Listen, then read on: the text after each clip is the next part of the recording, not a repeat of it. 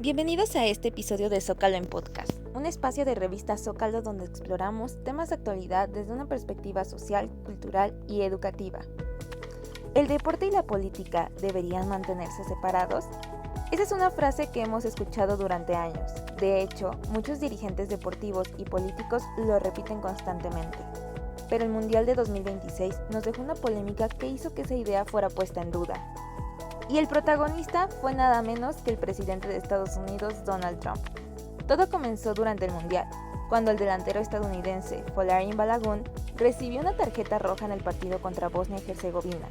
Como ocurre normalmente en el reglamento de la FIFA, la expulsión implicaba una suspensión automática para el siguiente encuentro, que sería nada menos que los octavos de final contra Bélgica. Hasta ahí parecía una decisión deportiva más.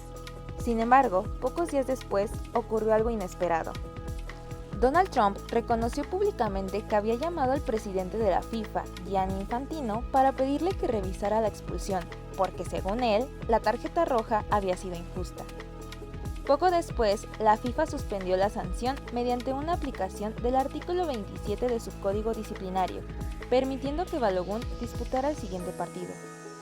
La decisión fue muy criticada porque ese tipo de medidas son poco comunes y muchos la interpretaron como un trato preferencial. La controversia creció todavía más cuando el propio Trump aseguró que él había solicitado esa revisión, aunque negó haber presionado directamente a la FIFA.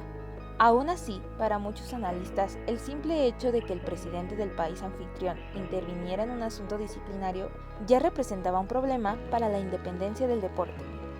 Meses antes, durante los Juegos Olímpicos de Invierno, Trump había criticado que algunos atletas utilizaran el escenario olímpico para expresar opiniones políticas. En distintas ocasiones, insistió en que los deportistas debían concentrarse en competir y que el deporte no debía mezclarse con la política. Ese discurso coincidía, además, con la postura histórica del Comité Olímpico Internacional, que limita las manifestaciones políticas dentro de las competencias. Sin embargo, en el Mundial ocurrió lo contrario. Ya no se trataba de atletas hablando de política, sino de un político interviniendo en una decisión deportiva.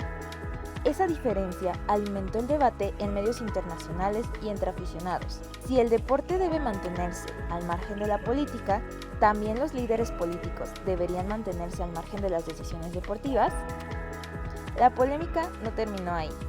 La decisión de la FIFA provocó críticas de exárbitros, dirigentes del fútbol europeo y comentaristas deportivos, quienes señalaron que modificar una suspensión automática después de una llamada del presidente estadounidense podía afectar la credibilidad del torneo. Incluso una organización presentó una queja ante la Comisión de Ética del Comité Olímpico Internacional, argumentando que el caso ponía en riesgo el principio de neutralidad política en el deporte. Lo más curioso es que toda la controversia terminó siendo irrelevante desde el punto de vista deportivo. Balogun sí pudo jugar contra Bélgica, pero Estados Unidos perdió por un marcador de 4-1 y quedó eliminado del Mundial. Es decir, la decisión que generó titulares alrededor del mundo no cambió el destino de la selección estadounidense. ¿Realmente es posible separar el deporte de la política? La historia parece decir que no.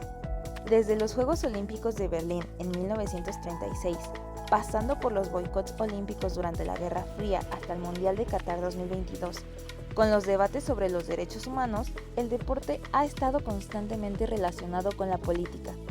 Y el Mundial de 2026 volvió a demostrarlo, no solo por la polémica de Balogun, sino también por las discusiones sobre políticas migratorias en Estados Unidos, el acceso de aficionados de ciertos países y el papel del gobierno estadounidense como anfitrión del torneo. Todo esto recordó que un evento deportivo de esta magnitud nunca ocurre completamente aislado del contexto político. Si se pide a los deportistas que no mezclen deporte y política, también debería solicitarse a los políticos que no intenten influir en decisiones deportivas. ¿Tú qué opinas? ¿Fue simplemente una revisión reglamentaria o un ejemplo de cómo la política puede influir incluso en decisiones que deberían resolverse únicamente dentro de la cancha? Pues semanas antes del inicio del Mundial, otra controversia puso en duda qué tan separado estaba realmente el fútbol de la política internacional. Irán denunció que Estados Unidos había negado las visas a varios integrantes de su delegación, entre ellos directivos y personal administrativo, Aunque los futbolistas y el cuerpo técnico principal finalmente pudieron ingresar para disputar el torneo, las autoridades iraníes calificaron la decisión como una medida política y acusaron al gobierno estadounidense de utilizar el proceso migratorio como herramienta de presión diplomática. Muchos especialistas señalaron que, independientemente de las tensiones internacionales, la FIFA debería buscar que las competiciones se desarrollen sin que los conflictos diplomáticos afecten a las selecciones participantes.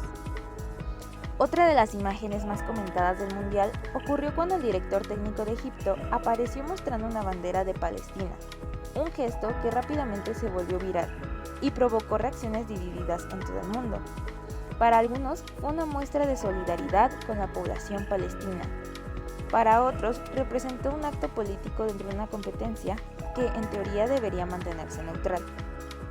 Esto fue Zócalo en Podcast. Gracias por escucharnos en este episodio. Si te gustó, suscríbete, comparte y déjanos saber en los comentarios sobre qué tema te gustaría que habláramos.